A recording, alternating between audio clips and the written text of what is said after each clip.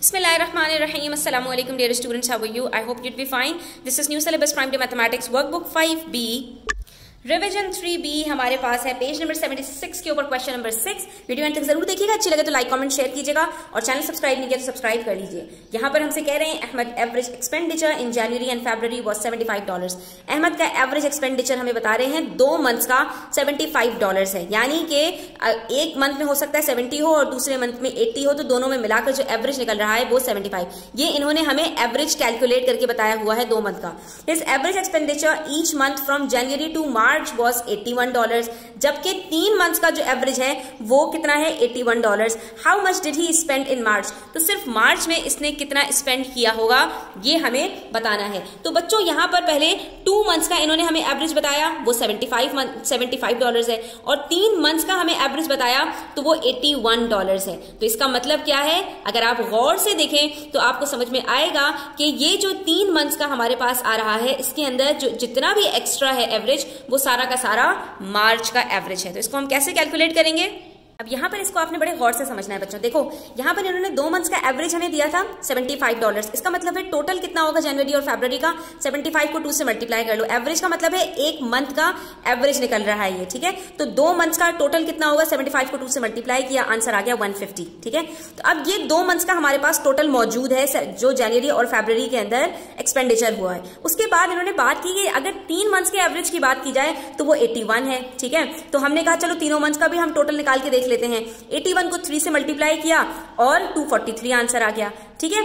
तो अब ये चीज आपको गौर से समझनी है बच्चों कि 2 मंथ्स का टोटल 150 है और 3 मंथ्स का टोटल 243 है, तो जो डिफरेंस है इन दोनों के दरमियान में वो कौन सा अमाउंट है, वेरी गुड, वो वही अमाउंट है जो मार्च में इन्होंने स्पेंड किया है, ठीक है। यानी अगर 243 में से मैं 150 निकाल दूं तो जो अमाउंट मेरे पास आ रहा है इसका मतलब है कि अकेले मार्च में इन्होंने $93 स्पेंड किए हैं। हमें जनवरी और फरवरी के अलग अलग अमाउंट्स नहीं पता, उसका तो हमें सिर्फ एवरेज पता था कि दोनों में मिलाकर एक एवरेज जो बन रहा है वो $75 बन रहा है। लेकिन मार्च का अकेले कितना एक्सपेंडिचर हुआ है वो हमें इस तरह पता चल रहा है कि 2 मंथ्स का टोटल ये है, 3 मंथ्स का टोटल ये है, तो दोनों के दरमियान में जो डिफरेंस है वो यकीनन सिर्फ मार्च का एक्सपेंडिचर है, ठीक है बच्चों।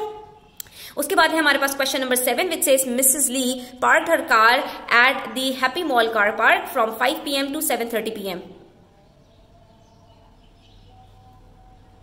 तो सवाल ये है आपसे जो पूछ रहे हैं, how much was the charge for parking, parking के लिए उनका कितना चार्ज लगेगा। सबसे पहली बात 5 PM से 7:30 PM तक टाइम कितना बनता है बच्चों, 2.5 आवर्स। 5 से 6 1 घंटा, 6 से 7 2 घंटे और 7:30 आधा घंटा मजीद, यानी 2 hours and 30 minutes।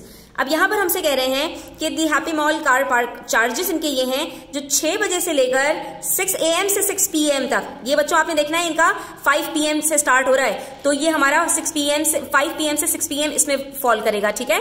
6 AM से लेकर 6 PM तक जो चार्ज होता है वो $1.2 पर आवर और पार्ट देयर ऑफ, ठीक है। तो 1 घंटे का जो चार्ज होगा बच्चों वो कितना है, $1.2। उसके बाद कह रहे हैं 6 PM to 6 AM वो कितना चार्ज होगा इनका, वो $1 पर आवर और पार्ट देयर ऑफ। तो यहां पर बच्चों आप देख सकते हो कि इस कैटेगरी के अंदर कितना फॉल हो रहा है, आप गौर से देखोगे तो ये 5 PM से 6 PM इनका 1 घंटा बनता है और 6 PM तक का जो चार्ज है वो $1.2 है, ठीक है।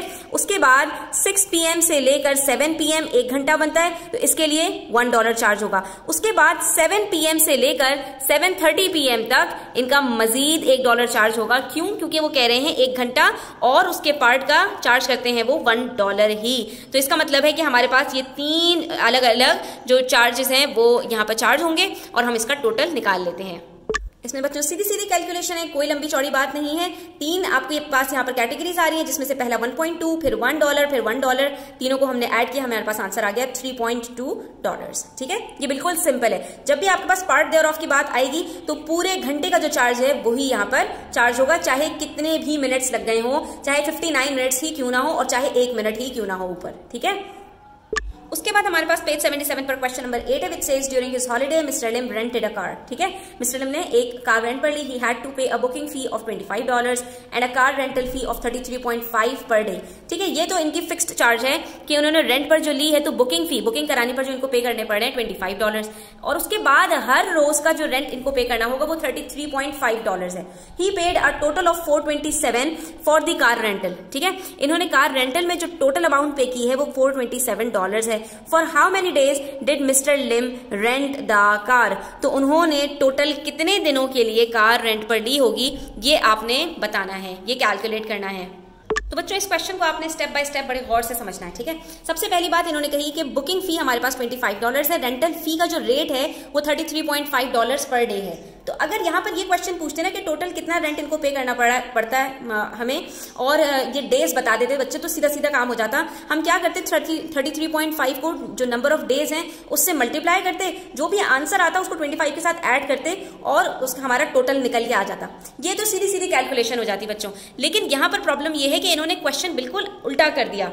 अब इन्होंने क्या किया कि इन्होंने हमें रेंटल फी बता दी कि हर रोज के इतना रेट लगेगा और इतना इसने बुकिंग फी पे कर दी है। तो अब आप ये बता दीजिए टोटल रेंट इसने ये पे किया है तो कितने दिन के लिए कार रेंट पर ली होगी। ऐसे क्वेश्चन को हम कैसे सॉल्व करेंगे ये देखते हैं।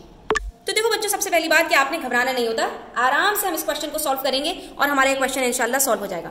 देखो हम यहाँ पर इस क्वेश्चन को सॉल्व करने के लिए क्या करेंगे कि हमने जो रेंट पे किया है ना बच्चों, उसमें से हम बुकिंग फी को सब्ट्रैक्ट कर देंगे। ठीक है, तो हमें ये पता चल जाएगा कि रेंटल फी कितनी पे की है। तो हमें रेंटल फी सबसे पहले निकालनी है कि टोटल रेंटल फी हमारे पास है कितनी। तो हमने क्या किया, 427 में से 25 को सब्ट्रैक्ट कर लिया। यहाँ पर करके देख लो तो आपको पता चल जाएगा 427 में से आप 25 को जब सब्ट्रैक्ट करोगे आपके पास आंसर आ जाएगा $402। इसका मतलब है कि इसने जो पे किए हैं रेंटल रेट के ऊपर $33.5 के ऊपर, उसके टोटल अमाउंट जो पे की है वो $402 है। ठीक है, और कितने दिनों के लिए पे किए हैं ये हम कैसे निकाल सकते हैं बच्चों।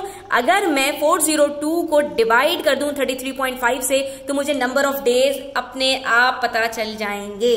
ठीक है, तो मैं यहां पर नंबर ऑफ डेज निकालने के लिए सिंपल करूंगी, क्योंकि रेट मुझे मालूम है और टोटल रेंट पेड भी मुझे मालूम है। तो टोटल रेंट पेड को हम रखेंगे ऊपर और हम अपने यहां पर रेट को रखेंगे नीचे और इन दोनों को डिवाइड कर देंगे तो हमें पता चल जाएगा। अब प्रॉब्लम ये आती है बच्चों के कैलकुलेटर आप लोगों के पास होता नहीं है, तो अब आप लोग किस तरह से सॉल्व करोगे, परेशानी की कोई बात नहीं है। अभी भी हमारे पास जो नीचे है वो डेसिमल में है एक नंबर, तो हम क्या करेंगे, इस डेसिमल को एक नंबर आगे लेकर आएंगे और जब डेसिमल एक नंबर ऊपर आएगा तो यहाँ पर एक 0 हम ऐड कर देंगे। ठीक है, तो ये हमारे पास क्या बन जाएगा, यानी आसान लफ्जों में अगर मैं बताऊं तो इसको भी 10 से मल्टीप्लाई कर रहे हैं और इसको भी 10 से मल्टीप्लाई कर रहे हैं, हमारे पास ये बन जाएगा 4020 और ये बन जाएगा 335।